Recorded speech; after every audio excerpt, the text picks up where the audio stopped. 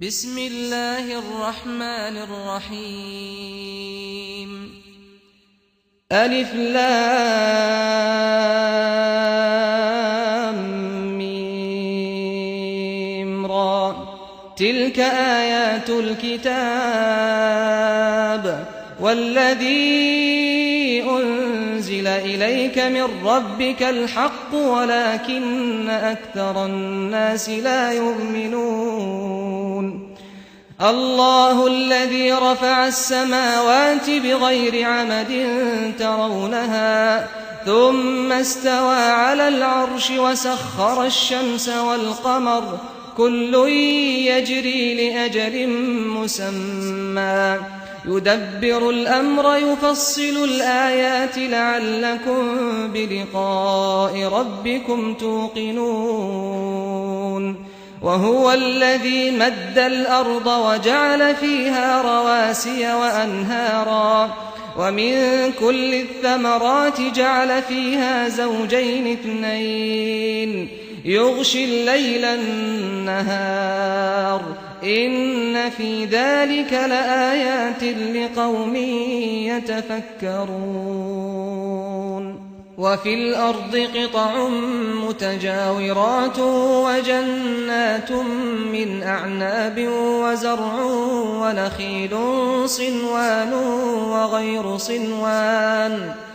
ونخيل صنوان وغير صنوان يسقى بماء واحد ونفضل بعضها على بعض في الأكل إن في ذلك لآيات لقوم يعقلون وإن تعجب فعجب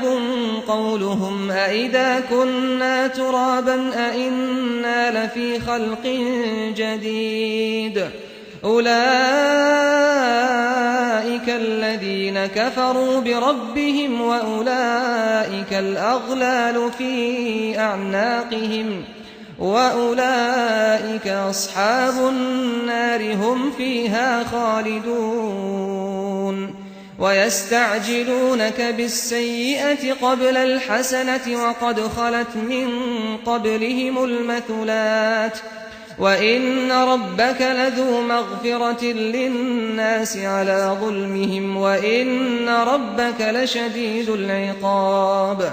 ويقول الذين كفروا لولا أنزل عليه آية من ربه إنما أنت منذر ولكل قوم هاد الله يعلم ما تحمل كل أنثى وما تغيض الأرحام وما تزداد وكل شيء عنده بمقدار عالم الغيب والشهادة الكبير المتعال سواء منكم من أسر القول ومن جهر به ومن هو مستخف بالليل وسارب بالنهار له معقبات من بين يديه ومن خلفه يحفظونه من أمر الله إن الله لا يغير ما بقوم حتى يغيروا ما بأنفسهم وإذا أراد الله بقوم سوءا فلا مرد له وما لهم من دونه من وال هو الذي يريكم البرق خوفا وطمعا وينشئ السحاب الثقال ويسبح الرعد بحمده والملائكة من خيفته ويرسل الصواعق فيصيب بها من يشاء وهم يجادلون في الله وهو شديد المحال له دعوة الحق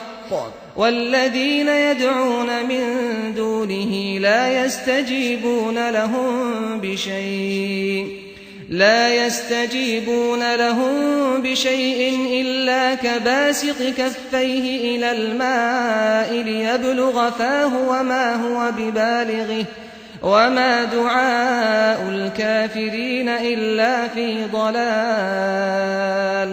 ولله يسجد من في السماوات والأرض طوعا وكرها وظلالهم بالغدو والآصال قل من رب السماوات والأرض قل الله قل أفاتخذتم من دونه أولياء لا يملكون لأنفسهم نفعا ولا ضرا قل هل يستوي الأعمى والبصير أم هل تستوي الظلمات والنور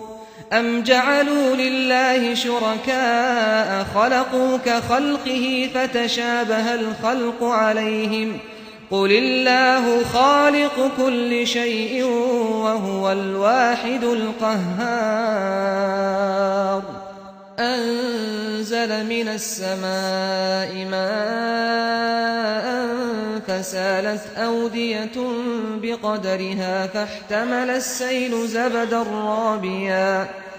ومما يوقدون عليه في النار ابتغاء حلية أو متاع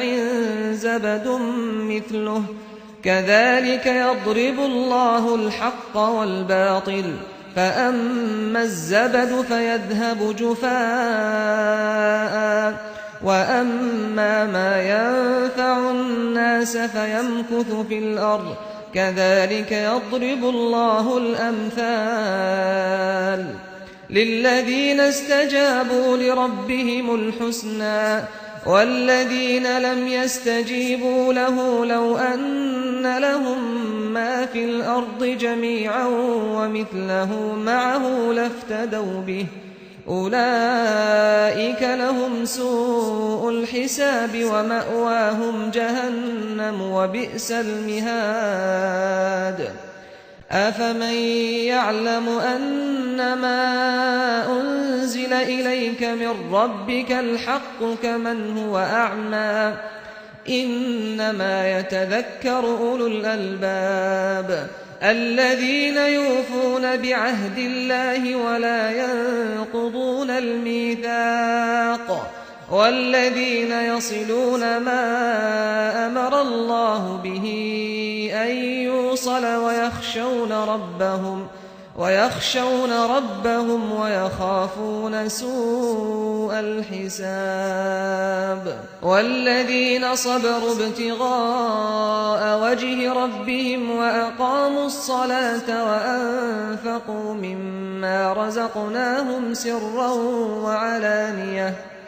وأنفقوا مما رزقناهم سرا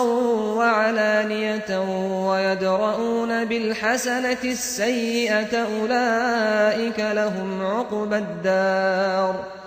جنات عدن يدخلونها ومن صلح من آبائهم وأزواجهم وذرياتهم والملائكة يدخلون عليهم من كل باب سلام عليكم بما صبرتم فنعم عقبى الدار والذين ينقضون عهد الله من بعد ميثاقه ويقطعون ما أمر الله به أن يوصل ويفسدون في الأرض أولئك لهم اللعنة ولهم سوء الدار الله يبسط الرزق لمن يشاء ويقدر وفرحوا بالحياة الدنيا وما الحياة الدنيا في الآخرة إلا متاع ويقول الذين كفروا لولا أنزل عليه آية من ربه قل إن الله يضل من يشاء ويهدي إليه من أناب الذين آمنوا وتطمئن قلوبهم بذكر الله ألا بذكر الله تطمئن القلوب الذين آمنوا وعملوا الصالحات طوبى لهم وحسن مآب كذلك أرسلناك في أمة قد خلت من قبلها لتتلو عليهم الذي أوحينا إليك وهم يكفرون بالرحمن قل هو ربي لا إله إلا هو عليه توكلت وإليه متاب ولو أن قرآنا سيرت به الجبال أو قطعت به الأرض أو كلم به الموتى بل لله الأمر جميعا أفلم ييأس الذين آمنوا أن لو يشاء الله لهدى الناس جميعا ولا يزال الذين كفروا تصيبهم بما صنعوا قارعة أو تحل قريبا من دارهم حتى يأتي وعد الله إن الله لا يخلف الميعاد ولقد استهزئ برسل من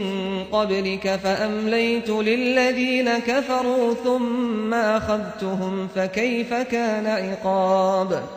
أفمن هو قائم على كل نفس بما كسبت وجعلوا لله شركاء قل سموهم أم تنبئونه بما لا يعلم في الأرض أم بظاهر من القول بل زين للذين كفروا مكرهم وصدوا عن السبيل ومن يضلل الله فما له من هاد لهم عذاب في الحياة الدنيا ولعذاب الآخرة أشق وما لهم من الله من واق مثل الجنة التي وعد المتقون تجري من تحتها الأنهار أكلها دائم وظلها تلك عقبى الذين اتقوا وعقبى الكافرين النار والذين آتيناهم الكتاب يفرحون بما أنزل إليك ومن الأحزاب من ينكر بعضه قل إنما أمرت أن أعبد الله ولا أشرك به إليه أدعو وإليه مآب وكذلك أنزلناه حكما عربيا ولئن اتبعت أهواءهم بعدما جاءك من العلم ما لك من الله من ولي ولا واق ولقد أرسلنا رسلا من قبلك وجعلنا لهم أزواجا وذرية وما كان لرسول أن يأتي بآية إلا بإذن الله لكل أجل كتاب يمحو الله ما يشاء ويثبت وعنده أم الكتاب وإما نرينك بعض الذي نعدهم أو نتوفينك فإنما عليك البلاغ وعلينا الحساب أولم يروا أنا نأتي الأرض ننقصها من أطرافها والله يحكم لا معقب لحكمه وهو سريع الحساب وقد مكر الذين من قبلهم فلله المكر جميعا يعلم ما تكسب كل نفس وسيعلم الكفار لمن عقبى الدار ويقول الذين كفروا لست مرسلا قل كفى بالله شهيدا بيني وبينكم ومن عنده علم الكتاب